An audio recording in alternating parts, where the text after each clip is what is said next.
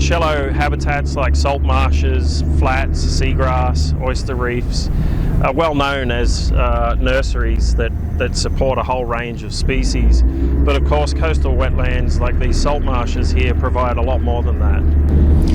One of the things salt marshes do really well is sequester carbon. So compared to other ecosystems like tropical rainforests or boreal forests, salt marshes really lock up huge amounts of carbon down in the sediment.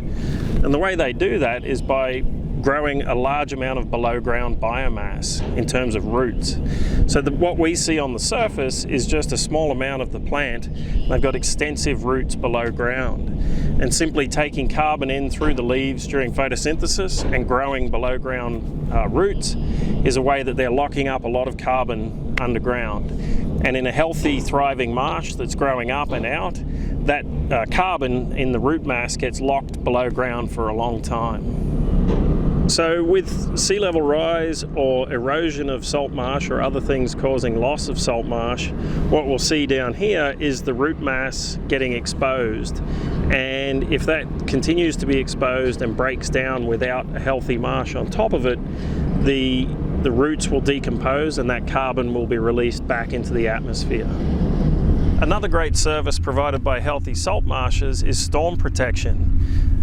Where coastal properties have salt marsh, healthy salt marsh out in front of them, they provide a significant barrier to waves impacting the shoreline. And a lot of recent studies have shown savings of hundreds of millions of dollars in damage to properties afforded by salt marsh protection. These days, salt marshes have a lot more protection, and there's a lot of effort going into helping them cope with erosion and sea level rise. Around the coast, you'll see a lot of living shorelines, such as these pyramid structures we see here, which help break the waves and prevent erosion along the shore so that the marsh can continue to grow. These also offer a lot of other benefits. As you can see here, they provide fantastic oyster habitat and therefore also habitat for a whole bunch of other species. We're also using a lot of restoration approaches that help marshes cope with the accelerated sea level rise. One of the things we can do is make use of dredge material to add the sediment that they need to continue to grow upwards and keep up with sea level.